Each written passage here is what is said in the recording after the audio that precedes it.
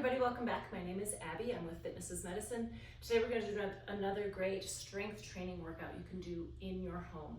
We are going to use minimal equipment, minimal space, and I will give you easy to follow directions. Try to come into these workouts warmed up and ready to move. 5 to 10 minutes of a cardio workout just to get your heart rate up a little bit, get your muscles and joints warmed up and ready for movement, and your mind set ready for movement. Okay, today we're going to need a heavier band stuck in a higher position, like if you are looping it through a door or if you're looping it around a banister, somewhere in a higher position. One heavier dumbbell, an exercise ball if you have one, and kind of a lighter to medium weight dumbbells pair. And then if you've got a small fit ball or a small, we don't even need a ball for the last one, but sometimes it helps with visual cues. Okay.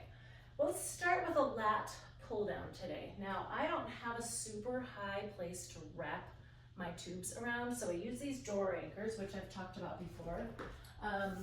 And then I loop my band and then I sit on the floor. So a lat pull down, your latissimus dorsi, your lats are these big muscles in your back here, and you need to pull down, like think about doing a pull up.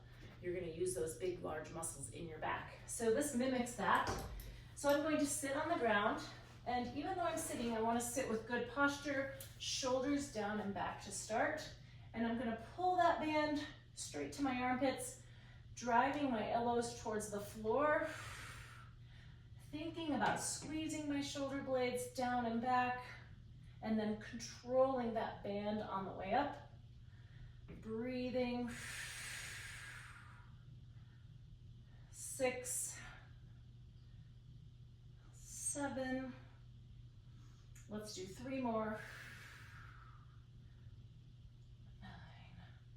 Remember to keep those shoulders down as you raise that band and rest. Good. Okay, now I'm going to have you do a ball squat. If you don't have a ball, you can just do a regular squat. And I'm going to have you hold this weight on the ends, on the bell, on the dumbbell part.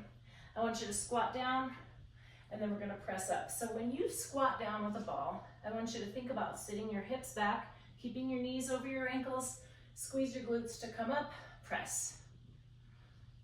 3. Now you're really working on keeping your tummy tight here. And when you're keeping your core tight, remember it's important to continue to breathe. 7. 8. Let's do 2 more. 9. And 10. Now, if you have shoulder pain pressing that up, just hold the weight instead of pressing it up, or do it a smaller range of motion. I'm going to put this up out of my way. Okay, next, those lighter to medium weight dumbbells. We're going to do forward raises. So I want you to stagger your feet. And this isn't for balance, this is for stability. So 1 foot in front, so you've got this kind of forward, back, and lateral stability. And I want you to really focus on tightening through your core here. We're gonna lift forward, forward raises. Now, when you lift forward, try not to do this type of thing, right? So if you feel like you need to do that, grab some lighter dumbbells. Control that weight both directions. And you're gonna stop kind of just below the height of your shoulders. Your elbows can be bent a little, just a good, like kind of natural bend, but you're not bending them. That's a bicep curl. So you're keeping them at that bend or at that straight. Shoulders down away from your ears. 8. Breathing. 2 more. You should really feel this in your core as you lift those weights forward. Good. If you find it's bothering your back or it's hurting you in your back, you could try these seated. Okay, I'm going to move these again out of my way. Okay, let's try a grapevine. So what this is, it's a lateral movement and it's a little bit of agility. So I want you to go, you're stepping forward, then you're stepping behind. Forward, behind, and we're gonna go back and forth across your room a few times, or you can go up and down your hallway.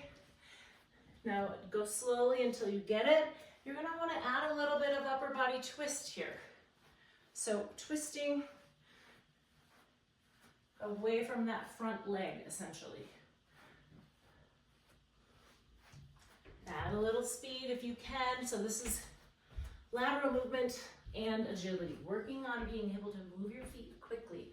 And that's important for fall reduction, right? If you can be able to move your feet quickly, you can catch yourself. If you do happen to catch your toe, things like that.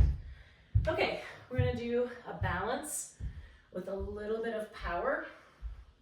So I want you to go into, I'm gonna move my ball here, an airplane, tipping only at your hips, keeping your chest tall, tip forward, and then a quick drive. Hold your knee there for a second, 3 or 4 seconds really. Back into that airplane, quick knee drive. And if you lose your balance, that's okay. So we always want to do balance challenges next to something sturdy, right? We're gonna do 5 and then switch. This is 4. So that quick movement and then holding is really challenging. Okay, good. Switch sides. Keeping good posture here. So you want to just tip forward, up.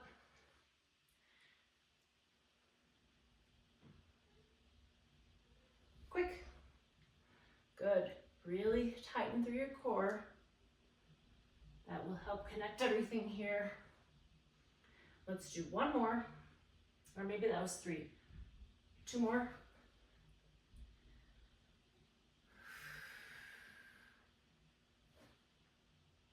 Okay, great.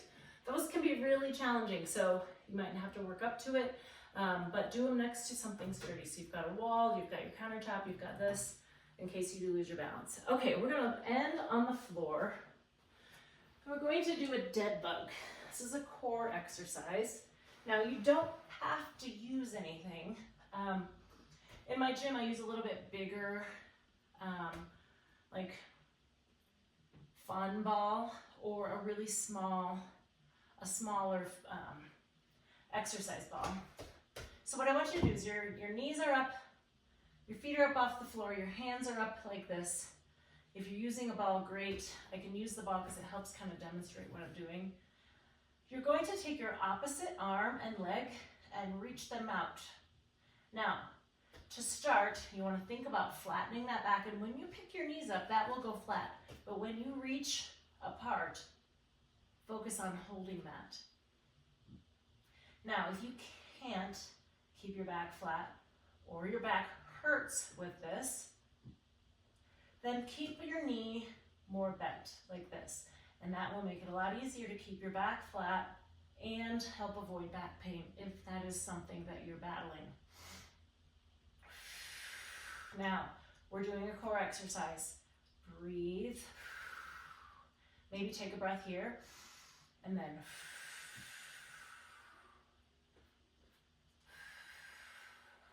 but don't hyperventilate. If you can, just breathe normally. But if you need to really work on controlling that breath, let's do 1 more each side. And rest.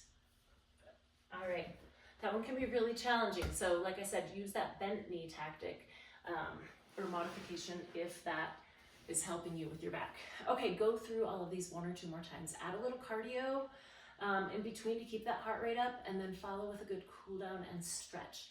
If you have any questions or need any modifications on any of the exercises, please feel free to reach out privately or leave a message below in the comments. There's probably other people who need them as well. Okay, have a great workout, and we'll see you next time. Thanks, everybody.